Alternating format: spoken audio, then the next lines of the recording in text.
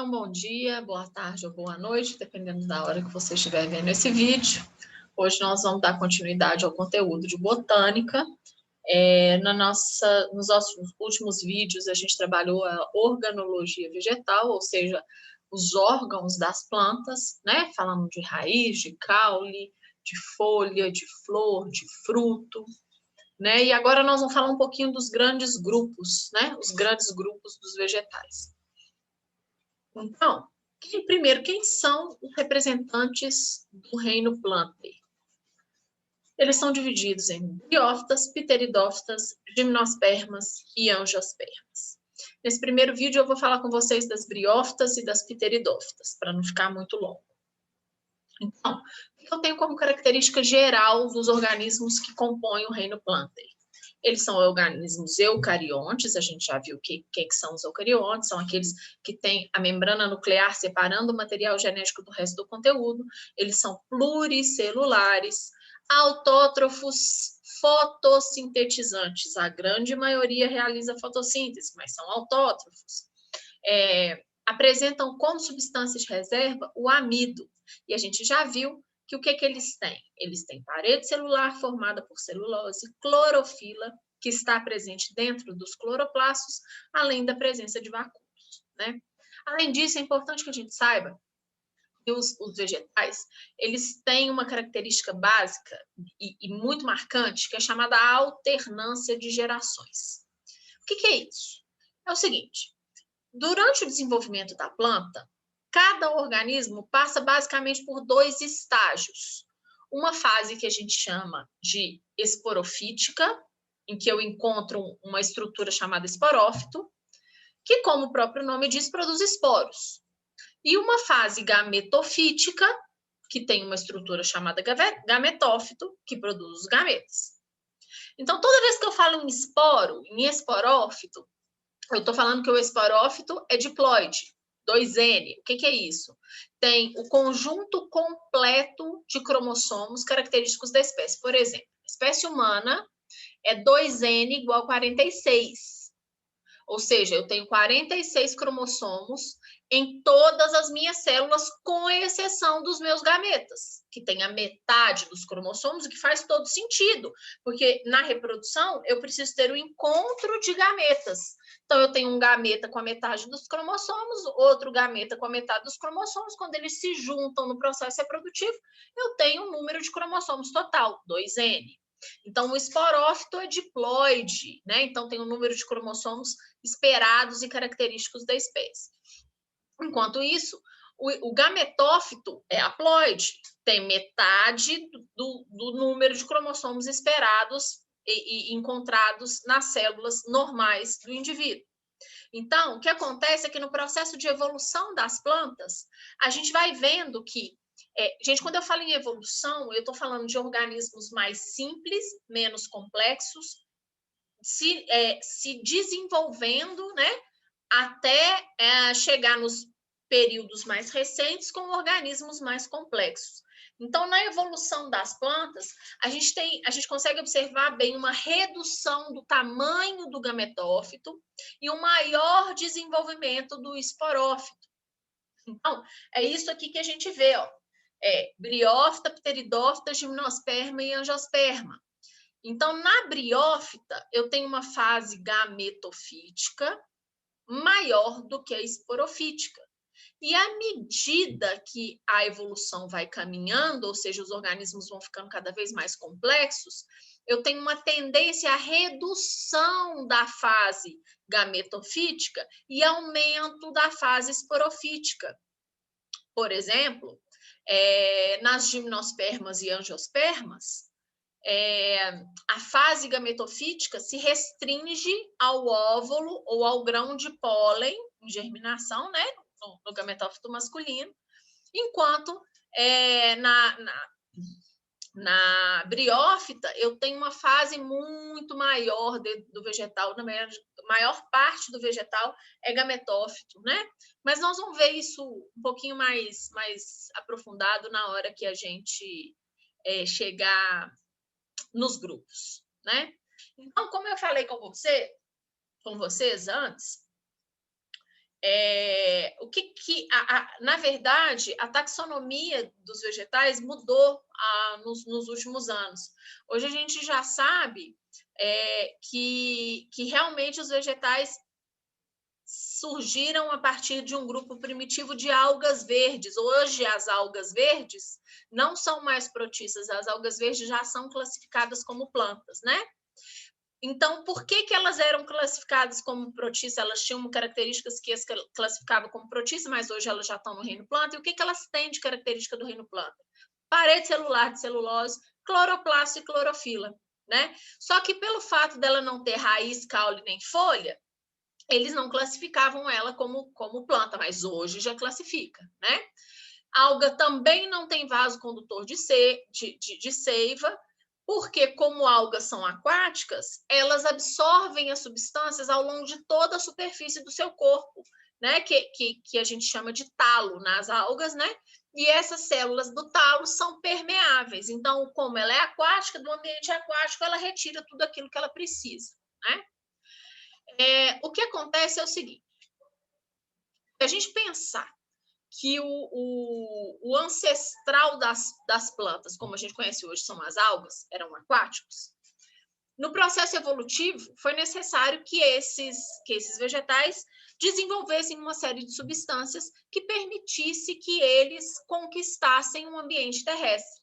E que características são essas? Precisam de células para proteger os gametas. O embrião, depois da fecundação, precisa estar protegido dentro do corpo da planta, né?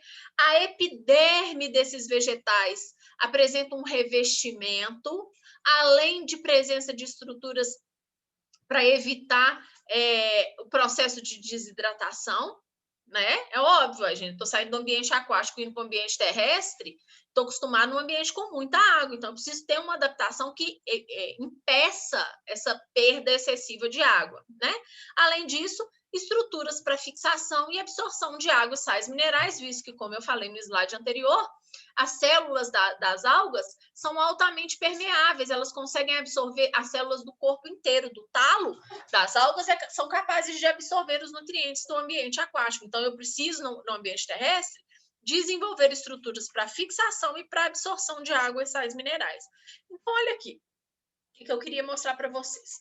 As relações filogenéticas dentro dos vegetais. Então, acredita-se que o ancestral comum tenha dado origem em algum momento, tá vendo toda hora essa imagem que a gente mostra aqui, né? A gente chama ela de cladograma, né? Então, olha para vocês verem, eu tenho um ancestral lá na ponta esquerda, que em algum momento sofreu uma alteração e deu origem às algas verdes, por um lado. Continuou sofrendo algumas alterações, e aí entre algas verdes e briófitas, gametângio protegido e embrião retido no corpo da planta. Depois das algas verdes, gente, aqui eu estou falando em tempo evolutivo, então nós estamos falando de milhares de anos entre um ponto e outro, tá? Então, as algas verdes não têm gametângio protegido, nem embrião retido na parte do corpo. O ancestral que deu origem a essas algas verdes passou por uma série de modificações, adquiriu essas modificações, deu origem, em algum momento, se diferenciou em briófita. Então, briófita tem embrião retido e gametângio protegido. Pronto. Esse ancestral que deu origem às briófitas continuou passando por uma série de adaptações e aí desenvolveu vasocondutores de seiva e raiz, caule e folhas. Depois de adquirir esses vasocondutores e raiz, caule e folhas, em algum momento esse ancestral deu origem às pteridófitas. Então, pteridófita tem raiz, caule e folha, tem vaso condutor, tem embrião retido no corpo da planta e tem gametângio protegido. Então, gente, a gente vai vendo que o ancestral, depois das pteridófitas, passou por uma série de modificações e desenvolveu sementes. Em algum momento, se diferenciou em gimnosperma. Então, o que o gimnosperma tem? Tem semente e tudo aquilo que pteridófita tem e que briófita tem. Depois do ancestral da gimnosperma, do ancestral da origem, as gimnospermas, ele continuou sofrendo alterações e desenvolveu flores e frutos. Depois que desenvolveu flores e frutos, deu origem às angiospermas, que são o grupo mais complexo que a gente tem, mais recente dentro das plantas, do ponto de vista evolutivo. Então, o que a angiosperma tem? Flor, fruto e tudo aquilo que gimnosperma, pteridófita e briófita tem. Tá ok? Então, nós vamos começar com os grandes grupos, falando primeiro das briófitas. O que são as briófitas, gente? São os musgos, as hepáticas, os antóceros, isso tudo é briófita. Mas o exemplar tradicional de briófita são os musgos, né? Então, quais as principais características dessas briófitas? Foram as primeiras plantas a conquistar o ambiente terrestre, ou seja, vieram depois das algas. Então, a primeira conquista do ambiente terrestre foi feito pelas briófitas. Porém, essas briófitas ainda estão no processo de transição de ambiente aquático para ambiente terrestre. Então, elas ainda dependem de ambientes altamente úmidos para o seu processo reprodutivo. Fato que prova isso é que o gameta masculino, que recebe o nome de anterozoide, ele é flagelado, assim como os espermatozoides da espécie humana. E ele literalmente precisa nadar, se movimentar para atingir o gameta feminino, que é chamado de oosfera, e fazer o processo de fecundação, né? Então, as briófitas, além disso, além de serem dependentes da água para reprodução e terem anterozoides flagelados, elas não possuem vasos condutores de seiva. Então, elas são chamadas de plantas não vasculares, de tecido condutor, ou atraqueófitas. As traqueófitas têm relação com os vasos condutores. O A, um prefixo que significa negação, então que não tem vasos condutores. Então, as briófitas, elas também não têm raiz, caule e folha propriamente dito, porque elas não têm tecido condutor. Então, a gente fala que elas têm rizoide, cauloide e filoide, que são estruturas semelhantes à raiz, caule e folha, porém que não têm tecidos condutores. Além disso, o que é preciso que a gente saiba? A água e os nutrientes, eles são transportados lentamente célula a célula, por processos chamados osmose e difusão. Osmose, passagem de água, difusão, passagem de nutrientes. Então, o fato de não ter vasos condutores de seiva, e além de tecidos de sustentação, não permite que a planta seja muito grande. Porque pensa só, gente, os nutrientes e a água passam célula a célula, não tem vaso para conduzir. Se ela for muito grande, o tempo que vai demorar para essa água, para esses nutrientes atingirem as regiões mais afastadas, é inviável para a manutenção da vida, né? Então, são vegetais muito pequenos. Não tem vaso condutor, não tem raiz, não tem caule, não tem folha, não produzem flor, consequentemente, não produzem fruto nem semente. E como é a dispersão das briófitas? Por esporos, né? E aqui a gente fala que a fase gametófito é mais duradoura que a fase de esporófito. Então, olha aqui, ó. Gametófito é a região que a gente vai ver onde possivelmente a gente enxergue as folhas, que a gente já sabe que não são folhas, são filóides, porque não tem tecido de condutor. E o esporófito, que vai liberar os esporos, que vão ser a estrutura reprodutiva das briófitas, é como se fosse um pedacinho assim que a gente vê saindo desses musgos. Olha aqui para vocês verem. Então, o que a gente vê de verdinho é gametófito. O que a gente vê marronzinho é esporófito. Esse esporófito vai armazenar os esporos que vão ser liberados para fazer o processo de reprodução das briófitas. Tudo bem até aqui? Vamos para o próximo grupo, as pteridófitas. Quem são as pteridófitas? As samambaias, de uma forma geral, todas as samambaias, por mais diferenças morfológicas que elas tenham entre si, são pteridófitas. Além de samambaias, nós temos o chamado chifre de veado, a cavalinha e a avenca também são pteridófitas. Então, aqui eu tenho para mostrar para vocês o samambaio sul, que produz o xaxim, que durante um tempo estava em extinção, né? E aí foram desenvolvidas novas tecnologias, fazendo com que esse xaxim pudesse ser substituído por vasos de fibra de coco, que é algo sustentável, né? O xaxim, para ser retirado, leva à morte. Ele, na verdade, é resto de tecido de samambaiaçu, né? Então, para eu fazer os vasos de xaxim, hoje a gente quase não encontra mais, mas vocês podem perguntar tranquilamente para os seus pais e para os seus avós que quem tinha samambaia tinha vaso de xaxim. Hoje a gente já substituiu por vaso de fibra de coco. E quais são as principais características das pteridófitas? Bom, nós estamos saindo dos grupos menos complexos e ficando cada vez mais complexos. Então, a gente já falou das briófitas, que são os menos complexos deles, e estamos falando agora das pteridófitas, que são um pouco mais complexas do que as briófitas. Então, as pteridófitas foram o segundo grupo vegetal na escala evolutiva, né? As pteridófitas também precisam de água para o processo reprodutivo. Nas pteridófitas, os anterozoides, ou seja, os gametas masculinos, também são flagelados. Gente, anterozoide, gameta masculino, gameta feminino, oosfera, tá? Porque mais para frente nós vamos falar de óvulo, até a gente já falou alguma coisa de óvulo lá quando a gente falou de fruto. Óvulo a gente chama de óvulo gameta feminino na espécie humana, mas em planta não. O óvulo armazena os gametas femininos, que são as oosferas, ok? Então, assim como nas briófitas, as pteridófitas também não têm flor, não têm fruto e não têm semente. Porém, diferentemente das briófitas, as pteridófitas têm vasos condutores de seiva, sendo, portanto, chamado de plantas vasculares ou traqueófitas. Então, se eu tenho vaso condutor, eu tenho raiz, eu tenho caule e eu tenho folha. Os tecidos e os órgãos propriamente ditos, né? E o fato de ter vasos condutores permitiu, com relação a tamanho, que esses vegetais tenham um tamanho muito maior do que as briófitas. Aqui, a fase de esporófito já é mais duradoura que a fase de gametófito. Então, olha aqui um desenho esquemático. O que a gente vê da samambaia, as folhas da samambaia, é a fase de esporófito.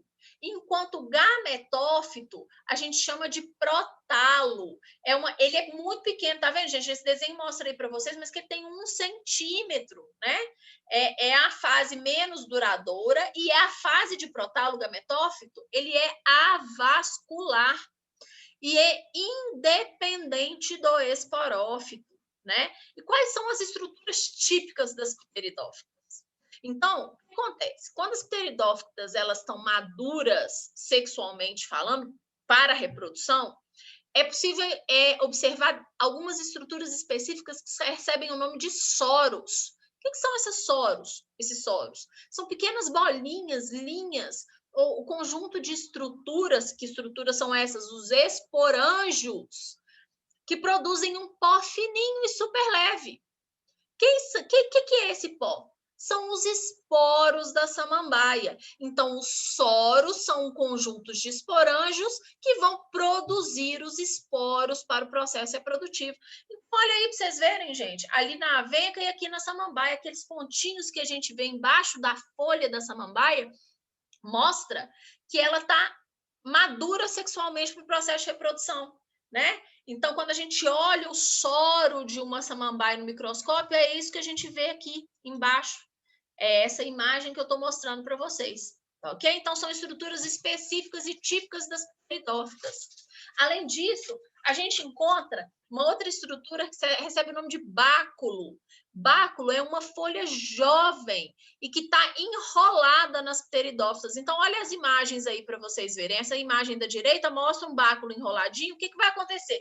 Ele vai desenrolar e dar origem a uma folha, que é a folha que a gente já está acostumado a ver da samambaia, mas quando ela está enrolada, ela recebe o nome de báculo, é uma folha jovem. Então, o que a gente tem de diferença de briófita para pteridófita? Briófita é avascular, pequeno porte, tem rizóide, cauloide e filóide, não tem semente, nem fruto, nem flor, vivem em ambiente úmido, porque dependem da água para reprodução. O gameta masculino é flagelado e eu tenho a fase de gametófito predominante.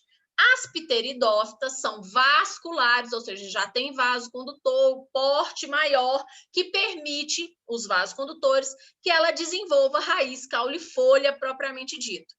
Assim como as briófitas também não têm semente, também não tem flor, também não tem fruto, também dependem de ambiente úmido, porque o gameta também é flagelado, mas aqui a fase de esporófito é a predominante. As folhas que a gente vê da samambaia são características da fase de esporófito, ok?